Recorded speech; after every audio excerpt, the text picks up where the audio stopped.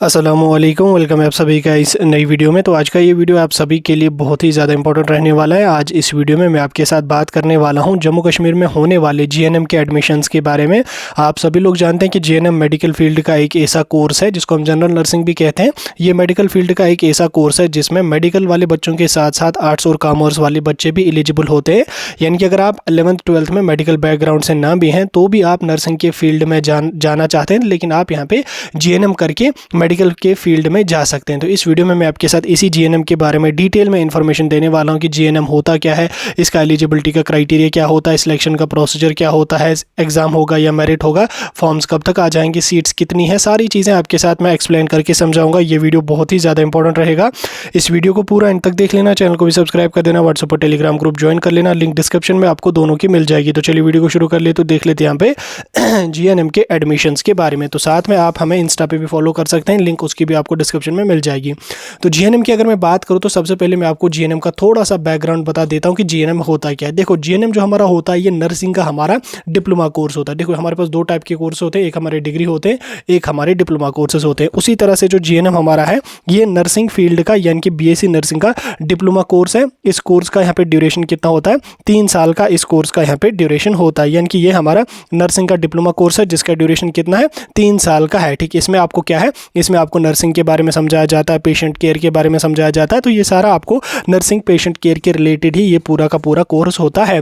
जम्मू कश्मीर की अगर मैं बात करूँ तो जम्मू कश्मीर में जो हमारा जीएनएम का एडमिशन होता है, इसको यहाँ पे मैं थोड़ा सा ऊपर लेके चलता हूँ। जम्मू कश्मीर में जो हमारा जीएनएम का एडमिशन होता है वो किसके थ्रू होता है? वो यहाँ पे होता है जेकेबीओपी के थ्रू। देखो, जितने भी यहाँ पे जम्मू कश्मीर में मेडिकल कॉलेजेस हैं, चाहे गवर्नमेंट कॉलेजेस हैं, प्राइवेट कॉलेजेस हैं, जिनको हम एएमटीज वगैरह बोलते हैं, जहाँ पे आपको जीएनएम का कोर्स करने का मौका यहाँ पे दिया जाता है, तो वो खुद से एडमिशन जम्मू कश्मीर में नहीं करते हैं। तो उसके लिए क्या, कौन एडमिशन करता है?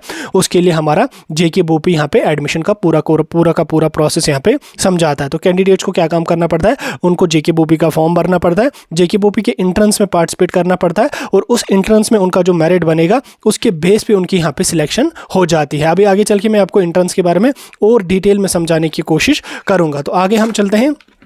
आगे यहाँ पे हम एलिजिबिलिटी के क्राइटेरिया को समझने की कोशिश करेंगे। तो एलिजिबिलिटी के क्राइटेरिया की अगर मैं बात करूँ तो एलिजिबल कौन कौन सा कैंडिडेट है जम्मू कश्मीर में जीएनएम करने के लिए। तो एलिजिबिलिटी के क्राइटेरिया में सबसे पहले हम क्वालिफिकेशन की बात करेंगे। तो क्वालिफिकेशन जो है, मतलब एजुकेशन क्वालिफिकेशन जो बच्चे की है वो 10+2 होनी चाहिए। अगर वो पास है तो भी चलेगा, अगर वो अपीयर है यानी कि अभी वो एग्जाम दे रहा है तो भी वो इसमें चलेगा। किसी भी स्ट्रीम से है वो यहाँ पे जीएनएम के लिए जा सकता है। मिनिमम आपको 12th में 40% मार्क्स होनी चाहिए, और 35-45% वैसे 45 होता है ओपन मेरिट के लिए, और 40 यहाँ पे होता है रिजर्वेड कैटेगरीज के लिए। वैसे तो होता ही है, उतना मार्क्स तो बच्चे के होते हैं। एज लिमिट की अगर मैं बात करूँ तो अक्सर बच्चे हमें पूछते रहते हैं कि जीएनएम के लिए क्या एज लिमिट है। देखो, इन्फॉर्मेशन बुलेटिन में आपको एज लिमिट देखने को मिलेगी, वहाँ पे लिखा है 17 से लेके 35 ईयर्स तक की एज होनी चाहिए। बट रियलिटी में जो है वो जीएनएम का कोई एज क्राइटेरिया नहीं होता। ये चीज़ मैंने इसीलिए यहाँ पे मेंशन की है क्योंकि आप अगर इन्फॉर्मेशन बुलेटिन देखोगे वहाँ पे आपको ये चीज़ क्लियरली देखने को मिलेगी कि एज लिमिट जो है वो 17 से लेके 35 तक होनी चाहिए। लेकिन ये एज क्राइटेरिया किसी भी कॉलेज में फॉल नहीं करता। ये क्राइटेरिया आपको कोई भी कॉलेज या कोई भी बोपी वाले मांगते नहीं है, तो इसलिए क्राइटेरिया को हम यहाँ पे स्किप कर देते हैं। उसके बाद यहाँ पे कैंडिडेट जो है वो डोमिसाइल होना चाहिए यूटी जम्मू कश्मीर का या यूटी लद्दाख का, यानी कि सिर्फ जम्मू कश्मीर के और लद्दाख के बच्चे ही जम्मू कश्मीर में जीएनएम का कोर्स कर सकते हैं। आउटसाइड स्टेट्स या आउटसाइड यूनियन टेरिटरीज के जो बच्चे हैं वो जीएनएम के लिए जम्मू कश्मीर में एलिजिबल नहीं है। उसके साथ साथ आप मेडिकली फिट होने चाहिए, तो उसके लिए आपको मेडिकल फिटनेस सर्टिफिकेट लास्ट पे बनानी पड़ती है। ठीक, जब आपका एडमिशन हो जाता है, वो हर जगह ही आपको लगती है। तो ये आपका यहाँ पे इसमें क्राइटेरिया रहेगा। ठीक, अब सिलेक्शन की प्रोसेस की अगर मैं बात करूं तो सिलेक्शन का जो प्रोसेस आपका होगा जीएनएम के लिए, पहले इसमें आपको जो वो मेरिट के बेस पे सिलेक्शन होती थी, आपको 12th के मार्क्स के बेस पे सिलेक्शन मेरिट बनता था। लेकिन अब लास्ट ईयर से ये सारा सिस्टम बोपी ने खत्म कर दिया। अब यहाँ पे आपका एंट्रेंस इन्होंने कंपलसरी रखा है हर कोर्स में, तो आपको जीएनएम के लिए भी जो है वो बोपी का एग्जाम क्वालिफाई करना पड़ेगा। अब जीएनएम के लिए आप लोगों को जो है वो जीएनएम का एंट्रेंस देना पड़ेगा, जिसके फॉर्म्स अलग से होते हैं, जिसका आपका जो है वो सिलेबस अलग होता है, जिसका आपका एग्जाम भी अलग होता है। ठीक, पहले क्या होता था, पहले हमारा GNM 12th base paramedical diploma courses के साथ आ जाते थे इसके फॉर्म, लेकिन लास्ट ईयर से जीएनएम और जीएनएम लेटरल एंट्री के अलग होते हैं। जीएनएम लेटरल एंट्री की अगर मैं बात करूँ तो उसमें जिन बच्चों ने एफएम पीएचडब्ल्यू एमएम पीएचडब्ल्यू 1.5 साल का डिप्लोमा किया होता है वो लेटरल एंट्री करके जीएनएम में उसको शिफ्ट करते हैं, तो वो जीएनएम लेटरल एंट्री के थ्रू जाते हैं। लेकिन जो बच्चे 12th वाले हैं वो जीएनएम देते हैं, तो जीएनएम और जीएनएम लेटरल एंट्री के फॉर्म जो है वो एक ही साथ यहाँ पे आते हैं। तो अब इसमें आपको बोपी का एग्जाम तो लगता है, तो बोपी का एग्जाम का पैटर्न आपका किस तरीके का रहता है। देखो, पेपर के पैटर्न की अगर मैं बात करूँ तो पेपर पैटर्न आपका आपका ऑफलाइन मोड में रहता है, पेन पेपर मोड में, यानी कि OMR बेस्ड आपका टेस्ट यहाँ पे रहता है। टाइप ऑफ क्वेश्चंस की अगर मैं बात करूँ तो टाइप ऑफ क्वेश्चंस आपको यहाँ पे MCQ टाइप क्वेश्चंस यानी कि ऑब्जेक्टिव टाइप क्वेश्चंस यहाँ पे होते हैं। ठीक, टोटल क्वेश्चंस कितने आपको यहाँ पे होंगे? टोटल क्वेश्चंस आप लोगों को यहाँ पे एग्जाम में 120 होंगे। ठीक, पेपर की अगर मैं लेवल की बात करूँ तो पेपर आपका 10th स्टैंडर्ड के लेवल का होता है, यानी कि 10th क्लास की लेवल का होता है, जिसमें आपको 10th की बायोलॉजी, 10th की फिजिक्स, 10th की केमिस्ट्री ही यहाँ पे होती है। तो कुल टाइम आपको यहाँ पे 2 घंटे का दिया जाएगा, यानी कि 120 का मार्क्स का पेपर है और 120 मिनट्स का टाइम आपको दिया जाएगा पेपर को अटेम्प्ट करने में। ठीक, मार्किंग स्कीम की अगर मैं बात करूँ तो हर क्वेश्चन का आपको +1 मार्क्स रहेगा, यानी कि अगर आप करेक्ट आंसर करोगे तो +1 मार्क्स रहेगा।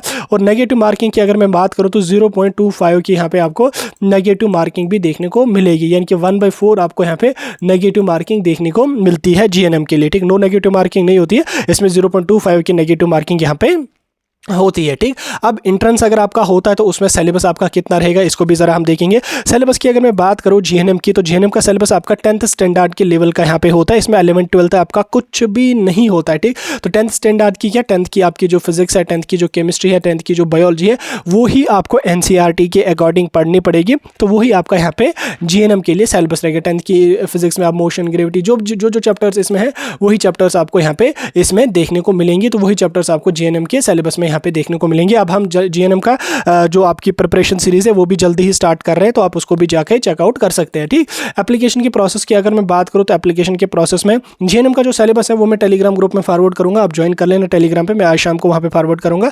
GNM के एडमिशन प्रोसेस की अगर मैं बात करूँ तो एडमिशन प्रोसेस कैसे होगा? सबसे पहले आपको ऑनलाइन फॉर्म सबमिट करना पड़ेगा, जिसकी डेट्स मैं अभी आपको टेंटेटिव बोलूंगा। ऑनलाइन फॉर्म आपको कहाँ पे भरना पड़ेगा? JKBOP की जो ऑफिशियल वेबसाइट है www.jkbopi.gov.in। उसके बाद आपको personal details, academic detail, domicile detail, सारी डिटेल फिल करके लास्ट पे आपको 1000 की फी पे करनी पड़ती है। ठीक, ऑनलाइन मोड में। देन आपको लास्ट पे डॉक्यूमेंट्स अपलोड करके फॉर्म सबमिट करना पड़ता है। देन उसके बाद आपके एडमिट कार्ड्स आ जाएंगे जब आपके एग्जाम की डेट होंगी।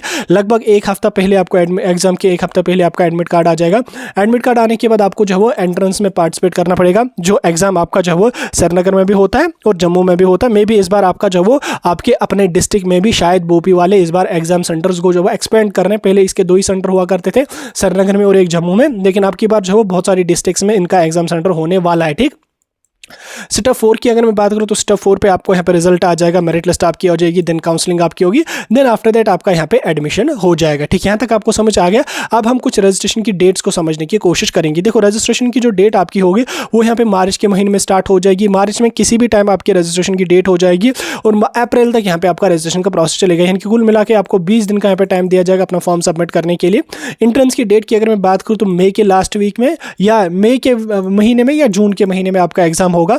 उसके बाद आपकी मेरिट लिस्ट जो होगी वो लगभग जुलाई में आ जाएगी। काउंसलिंग की अगर मैं बात करूँ तो वो लगभग आपका सितंबर में आपका एडमिशन हो जाएगा। बाकी ये डेट्स एग्जैक्ट नहीं है, ये टेंटेटिव डेट्स मैंने यहाँ पे डाली है, ये मे भी आगे पीछे भी यहाँ पे हो सकती हैं। ठीक, उसके बाद फी स्ट्रक्चर की अगर मैं बात करूँ तो फी में आपको गवर्नमेंट कॉलेज में लगभग 10,000 तक आपको फी यहाँ पे लगेगी। प्राइवेट में अगर आप जाओगे तो आपको जो है वो काफ़ी ज़्यादा फी यहाँ पे करनी पड़ सकती है। ठीक, एडिशनल फी, हॉस्टल चार्जेस वगैरह जो होंगे वो आपको अलग से यहाँ पे पड़ेंगे। फी का मैंने एग्जैक्ट यहाँ पे मेंशन नहीं किया, फी का क्राइटेरिया वेरी करता है कॉलेज टू कॉलेज, जिस कॉलेज में आप जाओगे उसके अकॉर्डिंग ही फी का स्ट्रक्चर यहाँ पे रहता है। तो अब GNM करने के बाद आपके पास क्या क्या कैरियर अपॉर्चुनिटीज़ रहेंगी। अगर कोई बच्चा GNM करेगा तो GNM करने के बाद वो कहाँ पे काम कर सकता है, क्या जॉब मिलने के चांसेस हैं या नहीं है। कैरियर अपॉर्चुनिटीज़ की अगर मैं GNM की बात करूँ तो GNM करने के बाद आप एज ए स्टाफ नर्स कहाँ पे काम कर सकते हैं? गवर्नमेंट हॉस्पिटल्स में, प्राइवेट हॉस्पिटल्स में, प्राइमरी हेल्थ सेंटर्स में, कम्युनिटी हेल्थ सेंटर्स में, नर्सिंग होम्स में आप कर सकते हैं, क्लिनिक्स में आप काम कर सकते हैं, या एजुकेशन इंस्टीट्यूट्स में आप एज ए ट्यूटर जा सकते हैं, या हायर स्टडीज़ के लिए भी आप यहाँ पे जा सकते हैं। हालांकि GNM वाला यहाँ पे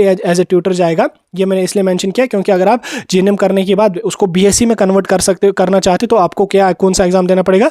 पोस्ट बेसिक BSc का एग्जाम देना पड़ेगा। ठीक, 2 साल का आपका वो फिर पोस्ट बेसिक का आ जाएगा, होगी आपको फिर प्लस 3 साल का आपका GNM हो गया आपका यहाँ पे बराबर BSc नर्सिंग। ठीक, हो गया आपको BSc nursing. Then after that आप यहाँ पे MSc नर्सिंग के लिए जाके एज ए ट्यूटर कहीं पे काम कर सकते हैं। ठीक, ये आपके बहुत सारी कैरियर अपॉर्चुनिटीज़ यहाँ पे इसमें रहने वाले। तो की पॉइंटर्स आप यहाँ पे देख सकते हैं। GNM के एडमिशन जो है वो JKBOP के थ्रू होते हैं। एग्जाम जो होगा वो 10th के बेस पे आपका सिलेबस रहता है, सिलेक्शन एंट्रेंस के बेस पे आपका रहता है। ठीक, एंट्रेंस के बेस पे आपका मेरिट यहाँ पे बनता है। कैंडिडेट्स को जो है वो रेगुलरली बोपी की वेबसाइट चेक करनी चाहिए, वहाँ पे आपको इन्फॉर्मेशन मिलेगी। इसके अलावा अगर मैं सीट्स की बात करूँ तो GNM के लिए हमारे पास लगभग 4,500 के आसपास यहाँ पे सीट्स होती है।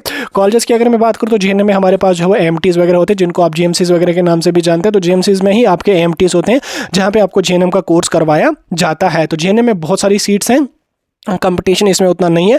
अगर आप नर्सिंग के फील्ड में जाना चाहते हैं तो आप जीएनएम के थ्रू यहाँ पे अपना सपना जो है वो पूरा कर सकते हैं। बाकी कोई डाउट होगा मुझे कमेंट सेक्शन में बता सकते हैं। ये वीडियो आपको कैसा लगा कमेंट करके ज़रूर बता देना। इस वीडियो को अपने दोस्तों के साथ भी ज़रूर शेयर कर लेना।